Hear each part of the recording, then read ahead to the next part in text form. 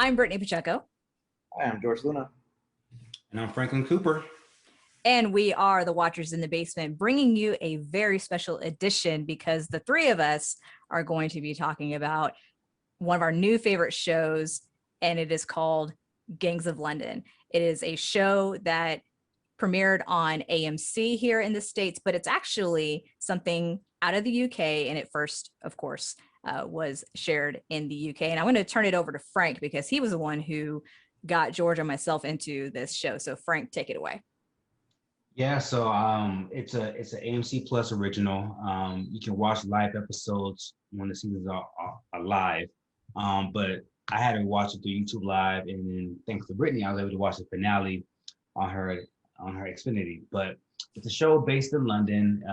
It's a Sky original show, so that's a UK production company, but AMC got the rights to it. It's modern day London. It pretty much centers around this mob boss who by the name of Wallace. He has his network of different gangsters, different mobs and gangs that operate in different countries all throughout Europe. But episode 1 kicks off. He mysteriously gets killed, and the son, Sean Wallace, he's in the family. The mother, who's played by Pacheco, who played Captain Stark in Game of Thrones. She's the mother of Sean Wallace and Billy and their sister. I can't remember her name, but it pretty much centers around Finn Wallace trying to figure out who killed Finn Wallace and who had the most to gain from his killing. And with his murder, a lot of things spiraled out of control and offset a chain of events. So that's kind of what the story takes off and starts off. So George, because you and I obviously had no idea, what the show was about, Frank put us onto it. What was your overall feelings about this show, even just after that first episode? It was cinematic to me. Cinematically, it was amazing. Like, we start off with that scene where he's hanging some guy off a building, and it starts off like that, and then the camera twirls and it does all this cool stuff. And just from that shot in the beginning, which also confused me, by the way, because I had to ask Frank. I was like, who the fuck was that guy that he hung? Because I thought it was the guy, he caught it the guy, and it was going back and forth. So I was very confused. But Frank told me it was just a random person. Mm-hmm. So if people get confused by that, it's just a random person. Spoiler alert, I think we should say spoiler alert for all of this stuff. Frank already said that the dude died. So I think people should definitely watch it before even watching this episode of our show. But it makes the viewers feel any better. He gets killed in the first 10 minutes of the show. It sets off pretty quickly after that. But still, it's an hour and a half long episode, which is basically like a movie. So It reminded me of Sherlock length, they basically feel like short films for the first episode, and I thought it was great. The pace was fine. That it was an hour and a half long, so it's okay for it to be a little slow because you have so much time. But no, I loved it. It was really good. It made me start thinking who would do this to him, because you're introduced to so many people. And but this episode was for it to be a pilot of this show was amazing. And I'm gonna say this is probably my favorite British drama show of all time, and Sherlock's up there too, but I think that might be number 2 now. Yeah, I agree with you. I mean, I personally don't watch a whole lot of British TV, anything that comes from BBC and what have you, but when I do watch things, I generally do enjoy it, albeit sometimes the accents are just a little too difficult to understand just because you've got, Irish actors, Welsh actors, etc. But let's jump into the premise of this show and the fact that Frank also talked a little bit about this first episode of Gangs of London. I don't believe there's actually any titles to each episode. It's just kind of episode 1, 2, 3, all the way through 10. So before we really even break down what happened in episode 1, we will be breaking down each episode. So you're going to have 10 weeks worth of Gangs of London, which I'm really excited about. I know Frank for sure is excited to talk about gangs. Yeah, he really enjoyed this show. And I did too. I really did too. I even got John to watch it himself. And yeah, we were pretty hooked about just the events that were going on, the characters, the intensity of Sean Wallace, who is the son of the late Finn Wallace. But before I really get too ahead of myself, we see that the opening of this episode starts off with, as George and Frank talked about, Sean Wallace is at the very top of a building, which I was like, how the hell did he get access to this? But we later get answers to that. But yes, he is torturing just some random person and hanging the dude upside down, and eventually will set a rope on fire that's, I guess, hanging, keeping the dude hanging upside down, and dude burns and falls to his death. And it's just like, who the fuck is this dude and why is he doing this? What we later find out, again, is the fact that Finn Wallace, who is the head of the Wallace family, head of just many other organizations, if you will, is in cahoots with many other type gangsters. He's dead. He was murdered by some random guy. Turns out being like I think they're called Irish travelers, but they're gypsies. It's a community.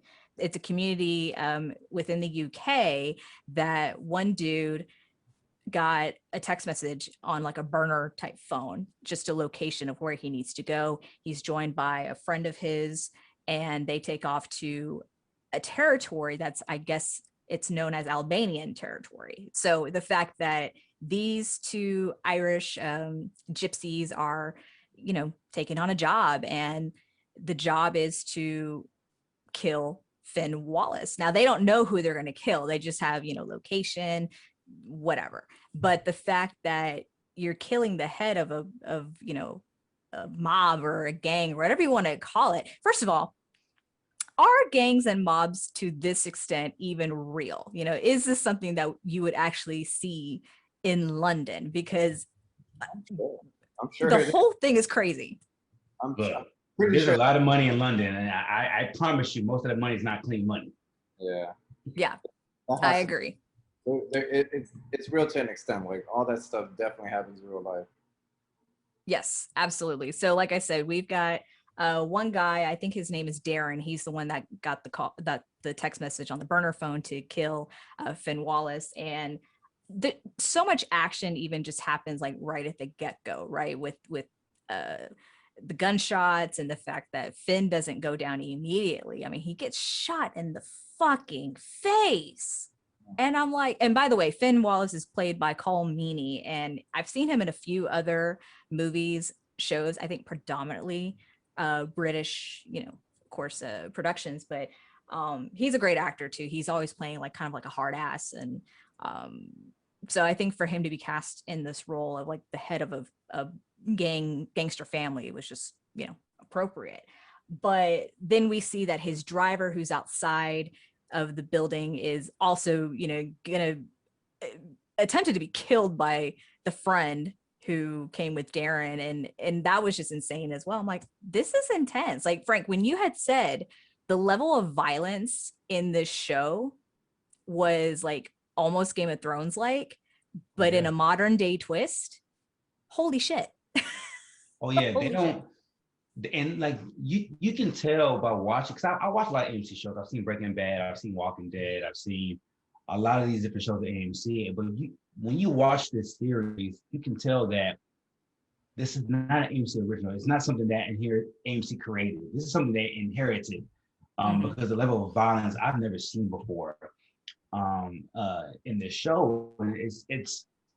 It kind of gives you an insight of like how violent mobs and gangs can be when the money's fucked with, when product is fucked with, or anything that has to do with business is fucked with. Like the level of violence is very, very demonstrated in this show, but like I will say this, to me it's not senseless violence. I think for the storyline that's conveyed, it really brings out the importance of like all the moving parts.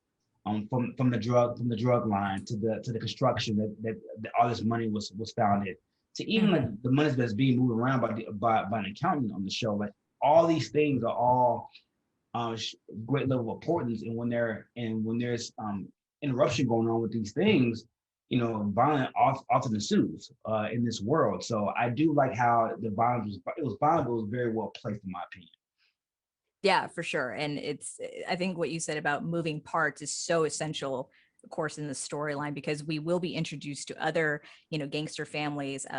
George, if you want to talk about that with all these different members who come to pay their respects to Finn Wallace and his family. So we see some very interesting characters come to the house. Yeah, we see a lot of people, like basically all the heads of separate, like, I don't know what to call this. I think basically the Wallace family is like the head family Mm-hmm. uh, of London, and all these people have their separate like areas and territories but they all work together in a certain way. Like the Wallaces allow these people to do business in like whatever territories they can have their own thing, but they're still the boss in the end. And Mm-hmm. after we see the father die, we see Sean Wallace, his son.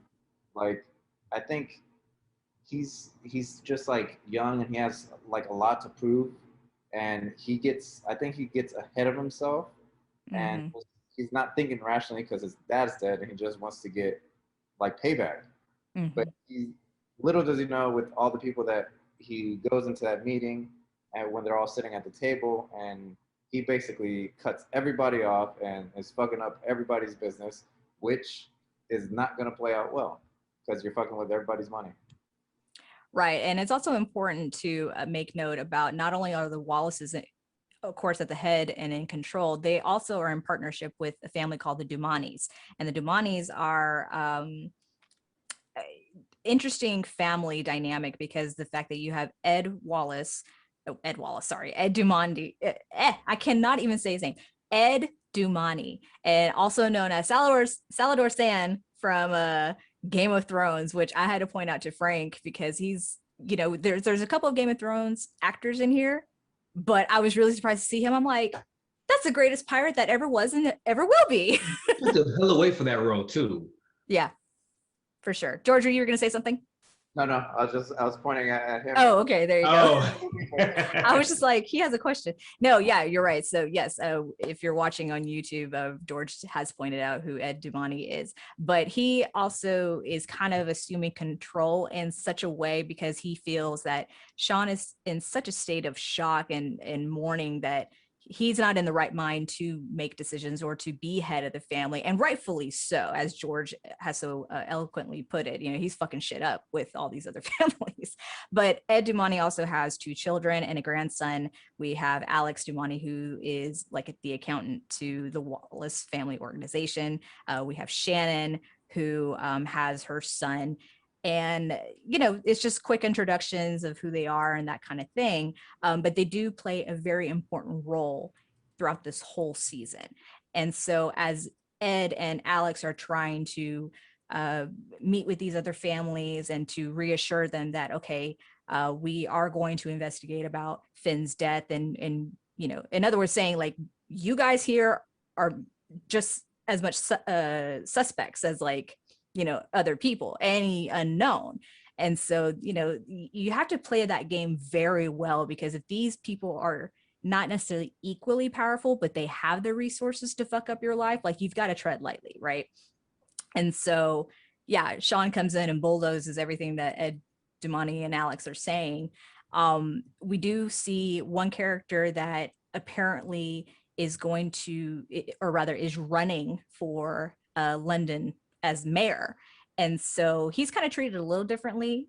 Everyone who walks in the house is like searched or whatever. He's just kind of, mosey on in like no one's business. But again, that's also going to be a character that will be of some importance. And Frank, talk about your girl that you absolutely love in this show and just how much of a badass she is. Oof. Lolly boy. Lolly. So Lolly, I believe she's from Kazakhstan, if I'm not mistaken. Is it Kazakhstan? It's an Eastern European country. So she's pretty much the head boss of her division when it comes to moving product, weapons, the whole shebang and bang. So she takes great offense when Sean pretty much cuts everybody off with the product. So a little bit of backstory. Lolly and her people, I can't remember the country, but they have a little bit of bad blood with another rival, I think it another was partner. I think it was Turkey. I think they had some rivalry Turkey. against the Turkish people. Correct. Okay. Oh, they have beef with the Turkish people, right? I think so. Okay. So there's another partner slash rival, and the twist is that rival, his son is running for mayor of London. That's the twist. So they don't really. So you find out throughout the season why there's so much bad blood in between these two rivals, who Sean or Finn Wallace was working all with. I think it kind of demonstrates how strong Finn was, how even though a lot of these individual partners had beef with each other, Finn's personality was able to have them focus on one goal in mind, which is making money and Right. making London a better place, as far as exponential growth, as far as economy. That's what we led to believe. But as soon as Finn dies, this rivalry between Lolly and this other rival leader really rears its ugly head. But she's as ruthless as she is beautiful. Like she is very, she's all about business, but at the same time, she's the type of person when you wronged her, she plays long con. Like she's kind of Baelish in a way where she doesn't forget, and she's putting building blocks to get your ass back. So in this season, Lolly plays a huge part in what plays out from season one to the finale of season one as well. And George, there's actually a group of gangsters, if you will, that were not invited to the house for the Wallaces. Talk about them. The Albanians weren't. I don't think they showed up because they feel like because it happened in their territory that Sean Wallace was going to act irrationally, which he probably would have. And they just kind of avoided that confrontation, but they show up to his funeral, the actual funeral, and they kind of made a scene, but he let it go because he's in public. And there's something going on between the Albanians and with Wallace that we don't know about, and you kind of see that in this beginning episode, like maybe they had a slight something to do with it, or you just kind of notice something's going on, but the full story is not being told yet. So yeah, but that's what happens with the Albanians, and then I think we're introduced to Elliot, and that honestly, Elliot's scene and the introduction of Elliot in this episode is probably the best thing that happened in the show. Yeah, and go ahead and talk about Elliot. I mean, he's pretty pivotal in this entire show. Yeah. So at first when we see Elliot, he's walking and he's picking up some money that's hidden in some alleyway or something like that. And then he goes and takes the money to Walder Frey from Game of Thrones, another Game of Thrones cast member. I don't know his name on the show. If anyone in the show, his name is Jim. He's played by David Bradley. But yes, go ahead, Jim. So he gives the money to him, and there's a fun little exchange. He's like, buy yourself a beer and then give me the rest of my money, because he was trying to skip on the top. And then so when he's walking back, they drop like some flowers from the funeral car, and he goes ahead and he puts it back for them. And at first I thought he was like gonna try and kill one of the. I didn't know who he was, so I didn't really know where the show was going. But I thought he was gonna do something to them. But yes. But then we see he works for the not the family, but he works for a similar mob, like a gang that works for the mob. And yeah, we're introduced to Elliot, and he finds out like that. I don't remember if he goes and he sneaks into a meeting, right?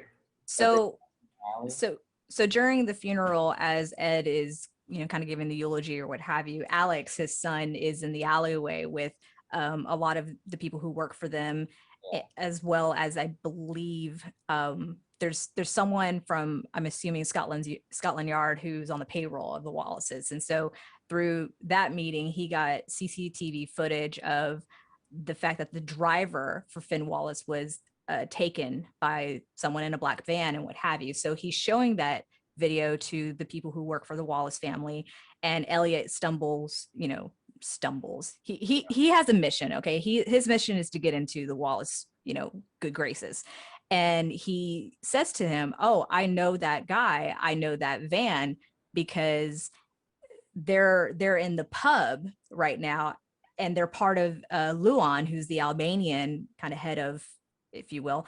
And he said, "Yeah, that's Besmer. Besmer is the same guy wearing the same jacket as you see in this video." And so Alexander tells one of the, I think his name is Mark or something. He tells Mark to go with Elliot to go investigate this whole thing in the pub and to, try not to make a scene.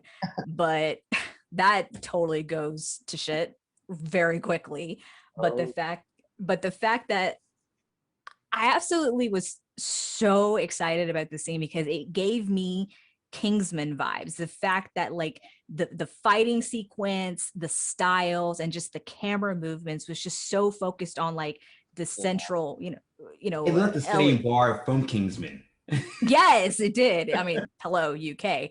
But the fact that like shit ensues, like just like that, and people are being just destroyed in such creative ways. Yeah. What did y'all feel about this fight scene? It was way more brutal than Kingman. Like, I understand what y'all mean, like the camera and everything, but God, that was brutal. You could see bones breaking. You saw this guy's like femur just like pop out of his. It was crazy. You see arms break. You see needles, like darts going in people's eyes. The dart. Can we talk about that? Because the fact that is what Elliot used pretty much throughout the whole thing. He gets a hold of darts and he's taking people out left and right with the darts. Frank, have you seen anything like this before? I have not. Like the manipulation with weapons on this show, it's like you see darts, you see a guy use a pin at one point. You see the axe scene later on in the season, like some of the cinematography work with weapons or things are used as weapons. It's just ridiculous. It's but it's in a great way. It gave me Kingsman as well, but it gave me John Wick vibes as well because it was just so the long continuous shots and stuff with the fighting scenes. It makes it more intense because like there's no cut-ins, there's no different painting of angles. It's all one continuous shot.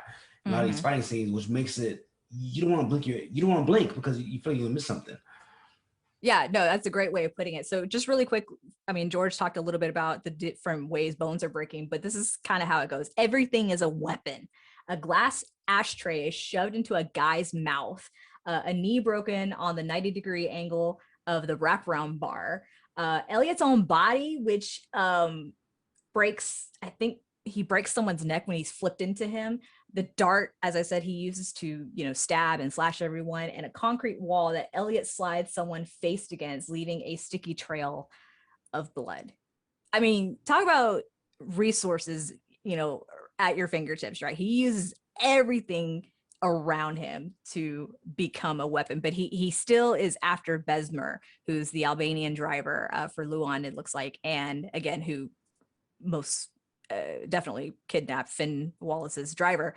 And so that ensues. They're running through like a park. They're running through like apartment stairs, knocking people down left and right, what have you. And as Besmer tries to escape from the roof of I guess this apartment complex, he ends up, falling, breaking his leg, and Elliot is able to, get a hold of him. But as the other Albanians, I believe, come to, see what's going on in their van. And so Elliot, with the dart in hand, is, holding Besmer hostage and basically says,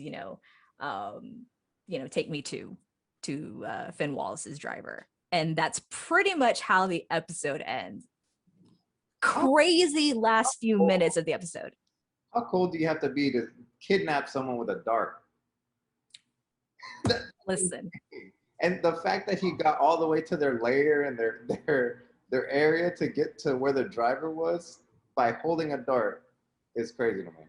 Yeah, it made me more curious of Elliot's character, because I was like, a guy who's that resourceful with those kind of fighting skills, who just keep popped out of nowhere, it seems like.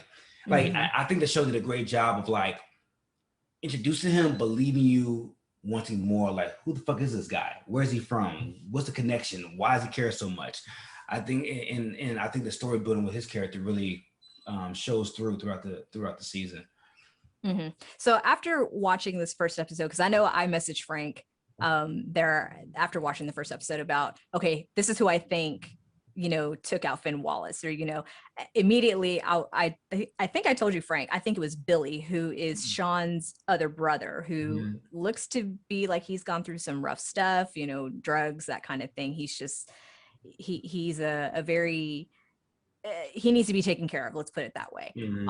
And I was like, I want to say it's Billy, but then after hearing what Ed said, I think it's in the next episode of the actual like funeral and such, I'm like, oh, this guy did it. Like, it has to be him. You know, he makes a, what's that?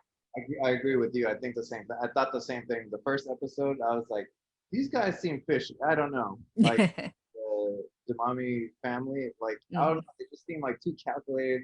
They know a lot. They were very smart in how they're going about things. I was like, it could be them. I don't know. Yeah. I think it's safe to say that neither one, all three of us didn't think it was the Albanians, because it was just too obvious. Like, why would they do something on their own turf? Yeah. To the ringleader. So I think we all made to rule them out.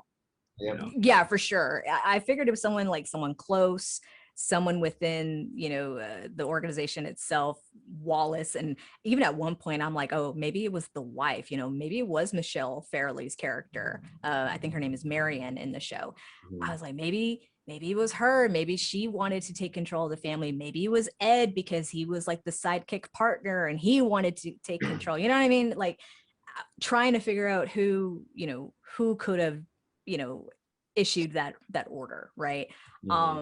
But you know, you all out there are just gonna have to keep watching this podcast, or go ahead and watch Gangs of London in binge mode like we all did, because, you know, watched it 2 days. Yeah, be like George. Be like George, watch it in 2 days. No, but so some other quick little things before we wrap up the show is the fact that, as I said, it aired in the UK, but it is currently on AMC Plus streaming service. George, what is another way, if you don't have AMC on your cable subscription, where else can you watch this? So what I did, there was a trial for 99 cents for 2 months on AMC Plus on Amazon Prime. So if you go to Amazon Prime and, like, you know how they have the channel hubs, they'll have the AMC Plus, and you can try it out for 99 cents for 2 months. And that's what I'm doing. I finished all the shows, so that's a steal. Good. Yeah, I'm gonna cancel it. So for all you Amazon Prime members, you know, this is something available to you, because I'm pretty sure, especially with COVID, like, everyone's got Prime and buying shit that they don't need and watching stuff that, you know, they might not have, you know, watched otherwise.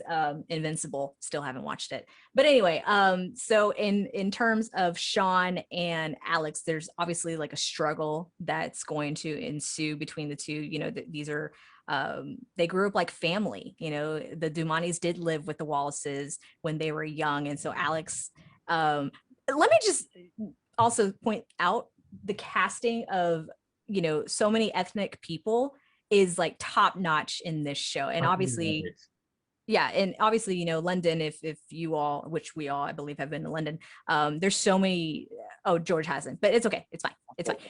There's so many diverse people, their cultures, languages, and what have you. So the very fact that this show will show you just a plethora of different people, persons of color, and it's intense, y'all. I mean, it's intense. Be sure to put on those subtitles, because one, like I said, the accents can be a little difficult, but there are a lot of language dialects, you know, from English to Welsh to Albanian, et cetera, et cetera. So that's just a little tidbit for you all there.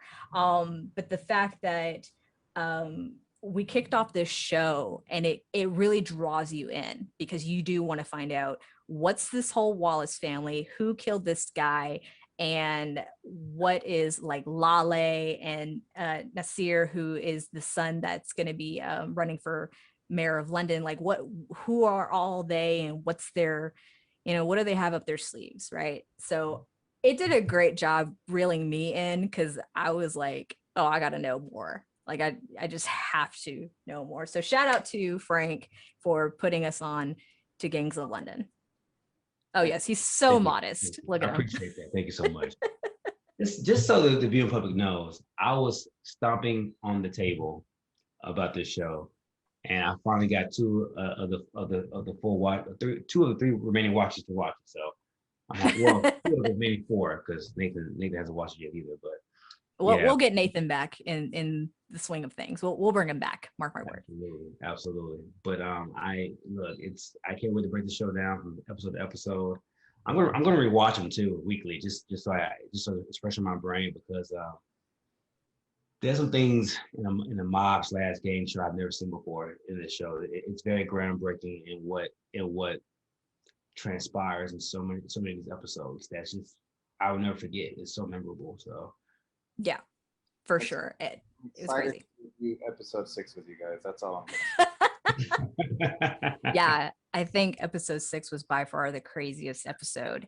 I had to watch it twice because I was just like, there was so much that happened. That's one of the craziest things like I've seen on TV. Yeah. Yeah, me too. For sure. Me too. I was flabbergasted myself. I rewound the last 20 minutes, I think two times in a row, because I just couldn't believe what was going on.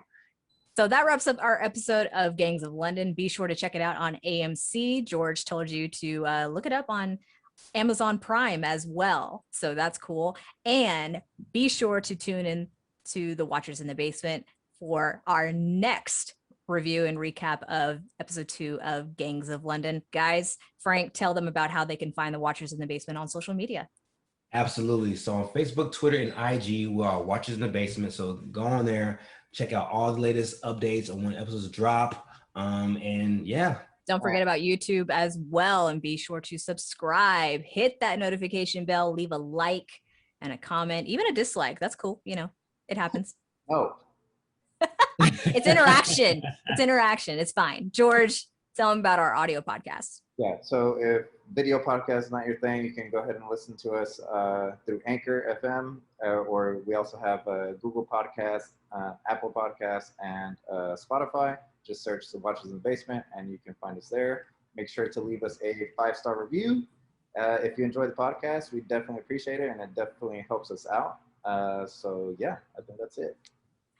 And last but not least, to our audience, help grow the Watchers in the Basement by using hashtag Watchers Basement on Facebook, Twitter, Instagram. And, word of mouth always works too. So as George and Frank said, be sure to find us on social media, give us 5-star rating, and be sure to subscribe. So thanks again for joining us today. We appreciate you being here. We'll be back next time for episode 2 of Gangs of London. And for Frank, George, and myself, we're out of here. See you next time. GOL.